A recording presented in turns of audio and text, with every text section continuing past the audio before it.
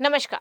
जैसे कि आप सभी जानते हैं कि स्ट्रेट ऑफ हॉर्मूज बंद होने की वजह से, युद्ध होने की वजह से पूरी दुनिया में एनर्जी क्राइसिस चल रही है। लेकिन इसी बीच भारत 5 देशों की यात्रा पर भी गया हुआ है और यूएई के साथ भारत ने बहुत ही बेहतरीन यहाँ पर एक डील साइन करी है। जैसे कि आप पीछे इमेज में देख सकते हैं, ये जो लाइन है ना, ये आपकी एलएनजी पाइपलाइन है जो समुद्र के नीचे से आपकी बिछाई जाएगी। ठीक है, अब ये डील क्या क्या फाइनलाइज हुई है और कैसे हम डायरेक्टली जो स्ट्रेट ऑफ हॉर्मूज है उसको बाईपास करके अपने एनर्जी जो भी रिसोर्सेज हैं उसका यूज कर सकते हैं, प्लस अपनी एनर्जी जितने भी हमें जरूरतें हैं उसको हम पूरा कर पाएंगे। तो इसी पर हम डिटेल में थोड़ा सा एसेस कर लेते हैं। खबर क्या हो जाती है, तो भैया दो बहुत ही महत्वपूर्ण खबर है जिसके बारे में हम चर्चा करेंगे और दोनों एक दूसरे से संबंधित हैं और दोनों ही एनर्जी डील हो जाती है जो भारत ने फाइनलाइज करी है। सबसे पहले तो देखोगे, हम स्ट्रेट ऑफ हॉर्मूज के कारण हमने ना ओमान के साथ एक 40,000 करोड़ की डील फाइनलाइज करी है। 40,000 करोड़ की एलएनजी पाइपलाइन बिछाएगा भारत और ओमान मिलकर के। साथ ही साथ यहाँ पर हमने यूएई के साथ एक एमओयू साइन किया है जिसमें हमने स्ट्रैटेजिक पेट्रोलियम की बात करी है, जो भी रिजर्व्स होंगे उनको साथ में हम रिसर्च करेंगे। साथ ही साथ हमने इनके साथ मिलिट्री डील्स जो है वो भी फाइनलाइज करी हैं। अब ये क्यों इतना इंपॉर्टेंट हो जाता है, कैसे संबंधित है, इस पर भी चर्चा करेंगे। और UAE to accelerate oil pipeline project to help bypass Strait of Hormuz, और ये UAE की न्यूज हो जाती है कि UAE ने भी अपना एक प्रोजेक्ट पास आउट किया है और कैसे ये वाला प्रोजेक्ट इससे जुड़ा हुआ है जो भारत को पूरा का पूरा फायदा उठाएगा मिलेगा। और साथ ही साथ ये आपको ये पता चल जाएगा कि भैया यहाँ पर ओमान में ही ये 40,000 करोड़ का इन्वेस्टमेंट क्यों किया इंडिया ने। जब पूरी दुनिया यहाँ वहां परेशान है तो भारत शांति से अपना डील फाइनलाइज कर रहा है, अपनी डिप्लोमेसी को बेहतरीन तरीके से शो कर रहा है दुनिया को कि देखो आप लोग परेशान हो, तुम चाइना यूएस करो, हम यूएस चाइना करे, फलाना जो कर रहा है वो करता जाए। अब हमें किसी के सैंक्शंस की भी परवाह नहीं है, हमें खाली बस हमारे नेशन में आपूर्ति हो जानी चाहिए, ये जरूरी हो जाता है। तो India's revives Oman India deep sea gas pipeline, ये पाइपलाइन होने वाली है 2000 किलोमीटर की जो अंडर सी रहेगी। साथ ही साथ ये 40,000 करोड़ की है 5 से 7 साल में, लेकिन ये कंप्लीट होगी। ये इसका एक ड्रॉबैक आप कह सकते हो कि 5 से 7 साल, और आवश्यकता की अगर मैं बात करूं तो वो अभी हो जाता है। यानी कि फ्यूचरिस्टिक डेवलपमेंट यहां पर इंडिया कर रहा है कि जो सिचुएशन अभी हुई है तो उसी से तो अब हम सीखेंगे ना कि अब हमें फ्यूचर में करना क्या है। और पूरी दुनिया एनर्जी को सेव करने में लगी हुई है, एनर्जी के लिए जो अदर अल्टरनेटिव्स है वो खोज रही है। तो उसमें ये सबसे एक मास्टर स्ट्रोक इंडिया के द्वारा मारा गया है भैया कि देखो 5 से 7 साल में हम इसको प्रिपेयर कर लेंगे और इसके बाद फ्यूचर में जितनी भी दिक्कतें हुए, चिंता हुए, हमें उससे कोई मतलब नहीं है, हमारे पास सप्लाई कंटिन्यू आती रहेगी। ठीक है, साथ ही साथ यहाँ पर 31 MMSDC gas supply to Gujarat, और ये जो पाइपलाइन हमारी बनाई जा रही है ना, ये सीधा आपकी ओमान से गुजरात को कनेक्ट करती है। ठीक है, सीधा सप्लाई कहां पर होगी, हमारी गुजरात में हो जाएगी। तो इस तरीके से अब हमें ये जो जहाज होते थे ना, इनकी आवश्यकता नहीं रहेगी बहुत ज्यादा। चलो आगे आ जाते हैं। तो ऊर्जा को प्राथमिकता दे रहा है भारत, और इसी कारण अगर मैं बात करूं तो ये यात्रा बहुत ही ज्यादा इंपॉर्टेंट हो जाती है। ठीक है, आप देखोगे ये इंपॉर्टेंट इसलिए भी है कि वर्तमान में जो हमारी खपत है ना वो लगभग 190 टू 195 मिलियन मानक घन मीटर की है जो अभी हमें खपत है। और अगर हम 2030 तक की बात करें तो ये हमारी मांग बढ़ करके 290 टू 300 मिलियन घन मीटर हो जाएगी, और 5 साल में ये प्रोजेक्ट हमारा बन करके रेडी भी हो जाएगा। तो फ्यूचर की जो जरूरतें हैं उसको पूरा करने के लिए आज से ही इंडिया लगा पड़ा है और उसके लिए डील फाइनलाइज कर रहा है। तो फ्यूचर में ये एक मास्टर स्ट्रोक होगा और इस तरीके से आप देखोगे आपको पाइपलाइन देखने को मिलेंगी। क्राइसिस और नंबर्स की बात करें, जो करंट कंजम्पशन हो जाता है, क्या दिक्कतें रही हैं 5 साल में, जो ये राइज होंगी ये सारी चीजें उस पर क्या रहेगी। लेंथ की बात करें, डेप्थ की बात करें तो भैया 3450 मीटर की ये डेप्थ हो जाने वाली है। यहाँ पर China strategic gas storage and by 2026 कितना है, तो चाइना के पास 80 BCM हो जाता है। और अगर हम इंडिया स्ट्रेटेजिक गैस रिजर्व की बात करें तो हमारे पास 0 है, किसी भी प्रकार का गैस रिजर्व अभी हमने इस प्रकार से नहीं बना रखा है। तो ये बहुत ही ज्यादा महत्वपूर्ण है कि अगर हम देखें अदर नेशन को, और अभी तो हमारी जो सिचुएशन है वो कैसी हो जाती है, और इसीलिए जरूरी है कि हमें एक इस तरीके का प्रोजेक्ट चाहिए था बहुत लंबे समय से। साथ ही साथ और देखते हैं इस गैस पाइपलाइन के बारे में, तो ऊर्जा सुरक्षा पर यह हमारे लिए बहुत ही महत्वपूर्ण कदम है। साथ ही साथ कीमतों में स्थिरता आएगी, क्योंकि अगर जैसी सिचुएशन होती है तो हमने देखा कि कैसे जो तेल के दाम थे वो बढ़े, इंडिया में भी बढ़ा दिए गए, हर जगह 3 से 4 रुपए आई थिंक पेट्रोल और डीजल में बढ़ाए गए हैं। तो फ्यूचर में ऐसी कोई क्राइसिस होती है, अचानक से प्राइस हाइक होंगे तो इंडिया पर कोई इतना असर नहीं पड़ेगा। प्लस उद्योगों को भी बल मिलेगा, क्योंकि हमें डोमिनो इफेक्ट हमने पढ़ा था ना कि इसकी वजह से हमारा देखो जो फर्टिलाइजर है वो भी बढ़ रहा है, साथ ही साथ जो खाद्यान्न है वहां पर भी दिक्कत आ रही है। तो ये सारी चीजें भी बाईपास हो जाएंगी और स्वच्छ ऊर्जा, प्राकृतिक गैस वो भी हमें मिल पाएगी। ये पाइपलाइन किन देशों से गैस ले जा सकती है? तो भैया आप देखोगे जो ओमान से डायरेक्ट हमें पहुंचाएगी कहां पर? भारत। ठीक है, आगे आते हैं। क्यों जरूरी हो गया है? क्योंकि 2025 में भारत का लगभग 2/3 LNG आयात हॉर्मुज स्ट्रेट से ही होता था। अगर हम बात करें तो जो हॉर्मुज स्ट्रेट है वो भारत का 80 से 85% का जो निर्यात है ना, आयात निर्यात, वो यहीं से करता था। हम यहीं से मंगाते थे 80 to 85% भारत की जरूरत का।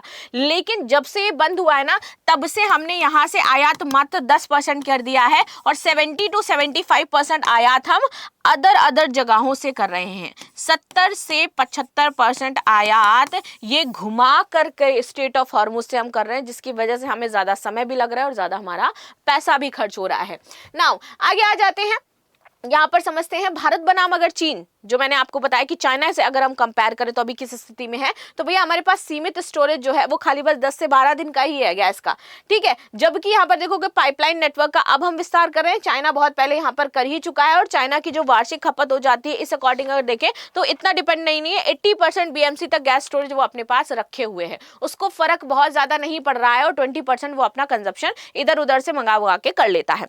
और दूसरी सबसे इंपॉर्टेंट न्यूज जिसकी हम बात कर रहे थे कि ऐसा क्यों हो रहा है या क्या सारी चीजें यहाँ पर हुई हैं और क्या हमें ये पता चल रहा है कि ये करना जरूरी क्यों था। वो इसलिए जरूरी था क्योंकि हाल ही में ये जो गल्फ नेशन है ये UN गए थे और UN में कह रहे थे कि भैया यहाँ पर जो ईरान कह रहा है कि एकाधिकार अब हमारा हो गया है स्ट्रेट ऑफ हॉर्मुज पर, इसको हम कभी नहीं ओपन करेंगे। तो आप देखोगे कि इस एकाधिकार को तोड़ने के लिए अब गल्फ नेशन एक साथ आए हैं। US ने सब कुछ करके देख लिया, चाइना से बात भी कर ली है, मीडिएशन पाकिस्तान ने करा करके देख लिया, कुछ भी नहीं निकला। तो अब फाइनली गल्फ नेशन यहाँ पर गए हैं, 6 गल्फ नेशन, जिसमें यहाँ पर बहरीन था, कुवैत था, सऊदी अरेबिया था, UAE था, कतर था एंड जॉर्डन था। ये सब पहुंचे हैं UN और UN में जाकर के कह रहे हैं कि भैया कुछ तो इसका इलाज निकालो, क्योंकि ये पूरी दुनिया के लिए जरूरी है और इससे हमारी इकोनॉमी खत्म हो रही है। इसलिए हम चाहते हैं कि इसको ओपन किया जाए, रिजोल्यूशन पास किया जाए और सारी चीजों को स्थिर किया जाए। क्योंकि अगर आप हॉर्मुज रूल्स की बात कर रहे हैं तो यहां पर हॉर्मुज रूल्स नहीं चलेंगे ईरान के, क्योंकि एक नेशन की बात नहीं हो जाती है। अब आते हैं, ये कदम ईरान की रणनीतिक हॉर्मुज जलसंधि के लिए नई प्रशासनिक व्यवस्था और कानूनी नियम घोषित करने के बाद उठाया गया था, क्योंकि ईरान ने कह दिया था इस पर हमारा एकाधिकार है और अब इसमें वही नियम चलेंगे जो हम चाहेंगे। अगर हम जहाजों से पैसा लेंगे तो आपको देना ही पड़ेगा। प्रेजेंट समय में ऑयल की अगर मैं बात करूं, यहाँ पर आप देखोगे तो सबसे पहले तो सऊदी अरबिया के पास सबसे ज्यादा है, सेकंड यहाँ पर कतर हो जाता है, थर्ड यहाँ पर ईरान हो जाता है जिसके पास है। यानी कि ईरान का रोल बड़ा है, वो भी तो अपना जो ऑयल वगैरह है वो बेचता ही होगा, लेकिन 80% तो वो चाइना को ही बेच रहा है, लाइक 64% के आसपास वो चाइना को बेचता है। ठीक, तो उसको तो इतनी समस्या नहीं हो रही है। लेकिन ये जो बाकी नेशन है जिनकी इकोनॉमी भैया इस पे टिकी हुई है, उनके जहाज नहीं जा पा रहे, उनको इकोनॉमी अपनी चलानी है। वहां पर अगर दुबई जैसे नेशन पर हमला होता है तो वहां पर ये बताया जा रहा है कि इतना सेफ नेशन है तो हमारे यहाँ पर अब टूरिज्म भी नहीं आएगा, तो हम क्या करेंगे। इसलिए जरूरी है कि ऐसा कार्य किया जाए। और अब ये अरब देश एक साथ मिलकर के अपनी कुछ मांगे रख रहे हैं कि जलमार्ग को खोल दो और सभी नुकसान के लिए पूर्ण कानूनी मुआवजे की डिमांड करने लगे हैं अभी कि हमें मुआवजा चाहिए आपने जो किया है। क्योंकि हाल ही में आपने हमारे ADNOC जो तेल टैंकर है उस पर भी डोल हमला किया था। और ये कहा गया है कि UNSC रिजोल्यूशन 218 जिसमें स्पष्ट उल्लेख किया गया था कि आपको ऐसा नहीं करना है, किसी भी प्रकार से कोई जहाज नहीं रोकोगे, उसमें कोई भी सैंक्शन नहीं लगाओगे, ना ही किसी तरीके का आप वहां पे उनसे चार्ज लोगे, उसका भी उल्लंघन किया है। यानी कि ईरान UN की भी नहीं मांग रहा है। तो ये कह रहे हैं कि आपके 2817 जो आपका नियम था ना, ये जो रिजोल्यूशन था 2817 रिजोल्यूशन, इसको यहाँ पर ठुकराया गया है, तो इस पर भी एक्शन लिया जाए। 11 मार्च 2026 को यह पारित किया गया गया था, उद्देश्य यही था कि खाड़ी देश और हॉर्मूज जलडमरू मध्य की गई जो मिलिट्री कार्रवाइयां हैं उसको बंद कर दे और पूरी दुनिया का, क्योंकि यहाँ पर 20% तेल और एलएनजी सप्लाई का रास्ता है, तो इसको ओपन कर दिया जाए। और वैसे भी ईरान नहीं मान रहा है इस चीज को। आगे आ जाते हैं, प्रस्ताव में और भी बातें थी, जैसे कि ईरान के हमले की निंदा, ईरान को तत्काल हमले को रोकने की मांग, वोटिंग यहाँ पर करने की बात हुई थी। वोटिंग जब हुई थी तो यहाँ पर आप देखोगे 13 लोगों ने पक्ष में वोट किया था और सिर्फ यहाँ पर 2 थे, रशिया और चाइना, जिन्होंने एब्सटेन किया था, कोई वोट नहीं दिया था। समुद्री नौवहन की स्वतंत्रता महत्वपूर्ण ये सप्लाई के लिए हो जाता है, जो हमने बातचीत यहाँ पर करी है।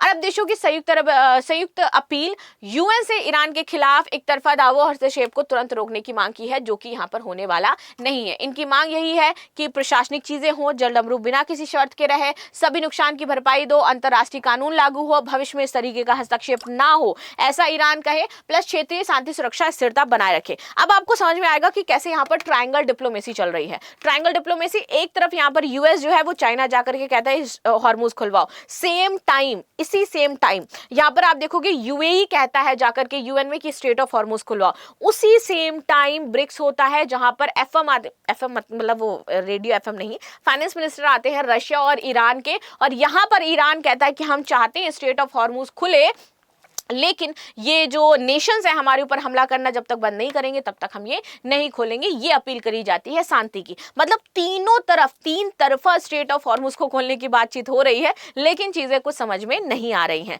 जिस ADNOC की बात की जा रही है यहाँ पर, तो ये जब हमला हुआ ना, तो इससे एक और प्रॉब्लम क्रिएट हो गई कि भैया समुद्र तल में इसका रिसाव हो गया।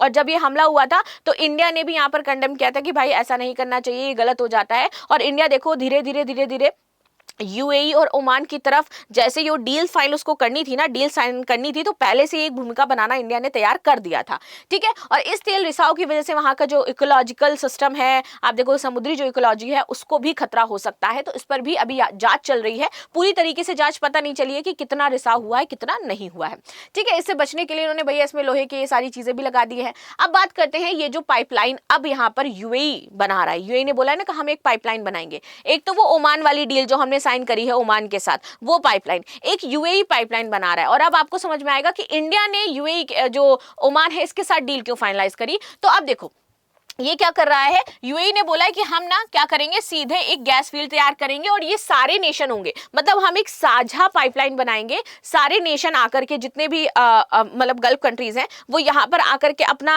तेल एक जगह इकट्ठा करें, और जैसे ही आप लोगों का ऑयल एक जगह इकट्ठा हो जाएगा, इसको बाईपास करके इसके थ्रू फिर हम पूरे वर्ल्ड में इसकी सप्लाई कर देंगे। तो इस तरीके से ये ईस्ट वेस्ट पाइपलाइन बना रहे हैं 1200 किलोमीटर की यहाँ पर, और इसको सारे नेशंस को जोड़ दिया जाएगा। और कहाँ से हो जाए, तो ये आपका ये जो फ्यूजीराहा पोर्ट है, एंड देन इसके बाद इसकी सप्लाई कर दी जाएगी। तो इससे किसी को कोई दिक्कत नहीं होगी, और ये बाईपास रूट बना लेंगे, एक रेड सी वाला और एक इधर, ये देखो ये स्ट्रेट ऑफ हॉर्मूज से यहाँ पर दिक्कत कर रहा है ना, तो रेड सी के थ्रू यहाँ पर आकर के हम सारा काम कर लेंगे और फिर गल्फ ऑफ ओमान में हम जा सकते हैं, ठीक। तो ये इनका मास्टर प्लान हो जाता है। तो यूएई ने पहले बोल दिया है, ये जो 6 नेशन है, कि आप लोग साझा एक पाइपलाइन बनाओ, उसके थ्रू आप अपना ऑयल भेजो एक जगह, एंड देन फिर हम क्या करेंगे, फ्यूजीराहा पोर्ट से पूरे नेशन में इसको सप्लाई कर देंगे। तो अब हमें कोई दिक्कत नहीं है इस तरीके से। तो ये भी आपका एक प्रोजेक्ट चल रहा है, जिससे स्टेट ऑफ हॉर्मूज की फ्यूचर में जरूरत ही नहीं होने वाली है। तो अबू धाबी के क्राउन प्रिंस शेख खालिद बिन मोहम्मद जायद की कार्यकारी समिति ने Abu Dhabi national oil company की पश्चिम पूर्व पाइपलाइन इस परियोजना को तेजी से पूरा करने का निर्देश भी दिया है कि भैया इसमें तेजी लाओ और 2027 तक हमें इसको चालू करना है, क्योंकि इससे ही अब हमारी जो ये 6 नेशन है इनका ऑयल भी सप्लाई हुआ करेगा।